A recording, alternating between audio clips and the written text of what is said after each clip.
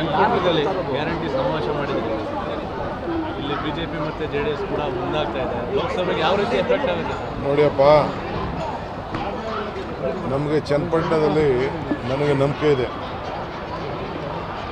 ನನಗೂ ಒಂದು ಕಾಲದಲ್ಲಿ ಚನ್ನಪಟ್ಟಣಕ್ಕೆ ಅಸೆಂಬ್ಲಿ ನಿಂತ್ಕೋಬೇಕು ಅನ್ನೋದು ಆಸೆ. ಯಾವ ಸಂದರ್ಭ ಬರ್ತದೆ ನನಗಿನ್ನ ರಾಜಕಾರಣ ಗೊತ್ತಿಲ್ಲ. ಇವತ್ತು ನಾನು ಚನ್ನಪಟ್ಟಣ ಕ್ಷೇತ್ರದ ಎಲ್ಲ ಮತದಾರರಿಗೆ ಮನವಿ ಮಾಡ್ಕೊಳ್ತೀನಿ. ಯಾರ್ಯಾರು ಏನೇನು ಮಾತಾಡಿದ್ದಾರೆ ಯಾವ ಸಂದರ್ಭದಲ್ಲಿ ಅಂತ ನನ್ನ ಕಡೆ ದಾಖಲೆ ಇದೆ. ಬೇರೆ ದಿನ ಬಂದು ನಾನು ಬಿಚ್ಚಿ ಇವತ್ತು ಜನತಾದಳದ ಮತ್ತು BJP ಎಲ್ಲ ಕಾರ್ಯಕರ್ತರಿಗೆ ಈ ರಾಮನಗರ ಜಿಲ್ಲೆ ಇಲ್ಲ ಹೊರಗಡೆ ಈಗ ನಿಮ್ಮ ವಯಸ್ಸು ಯಾರಿಗೂ ಹಿಂದಕ್ಕೆ ಹೋಗೋದಿಲ್ಲ, ವಯಸ್ಸು ಮುಂದಕ್ಕೆ ಹೋಗ್ತಾ ಇರ್ತದೆ. ಈಗ ಇಲ್ಲಿ ನೋಡಿ ಮಲ್ವೇಗೌಡರಿದ್ದಾರೆ, ಇನ್ನು 4.25 ವರ್ಷ ಇರ್ತದೆ. ಅದಾದಮೇಲೆ ಇನ್ನು 5 ವರ್ಷ 10 ವರ್ಷ ನಮ್ಮ ಸರ್ಕಾರ ಇದ್ದೇ ಇರ್ತದೆ.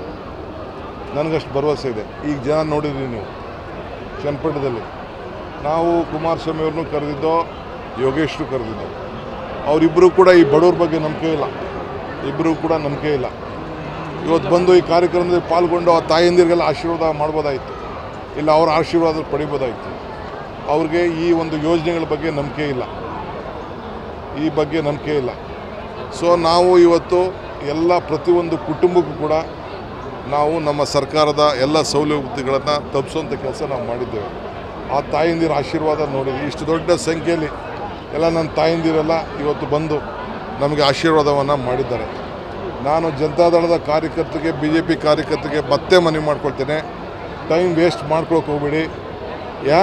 ನೀವು ಹಳ್ಳಿಗಳಲ್ಲಿ ನೀವು ಇಬ್ಬರು ಒಗ್ಗಟ್ಟಾಗಿ ನೀವು ಏನೇ ಆದರೂ ನಿಮ್ಮ ಪಂಚಾಯತಿಗಳಲ್ಲಿ, ಜಿಲ್ಲಾ ಪಂಚಾಯತಿಲಿ, ತಾಲೂಕ್ ಪಂಚಾಯತಿಲಿ ಒಟ್ಟಿಗೆ ಎಲೆಕ್ಷನ್ ಮಾಡಲಿಕ್ಕೆ ನಿಮಗೆ ಸಾಧ್ಯ ಇಲ್ಲ.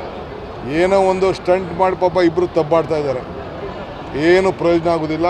ಈಗಾರು ತಾವು ಎಲ್ಲ ಜ್ಞಾನವಂತರಾಗಿ, ಬುದ್ಧಿವಂತರಾಗಿ, ಪ್ರಜ್ಞಾವಂತರಾಗಿ ಅವ್ರು ಬಿಟ್ಬಿಟ್ಟು ನಮ್ಮ ಈ ಕೈ ಒಂದೊಂದು ಬೆರಳು ಕೂಡ ಸೇರಿ ಕೈ ಯಾವ ರೀತಿ ಮುಷ್ಟಿ ಆಯಿತು ಇದನ್ನು ನೋಡಿಬಿಟ್ಟು ಈಗಾಗಲೇ ತೆನೆ ಎತ್ತ ಮಹಿಳೆಯನ್ನು ಕೂಡ ತೆನೆನ ಬಿಸಾಕ್ಬಿಟ್ಟು ಹೊಟ್ಟೋದು. ಕಮಲ ಕೂಡ ಮುದುರೋಗಿದೆ.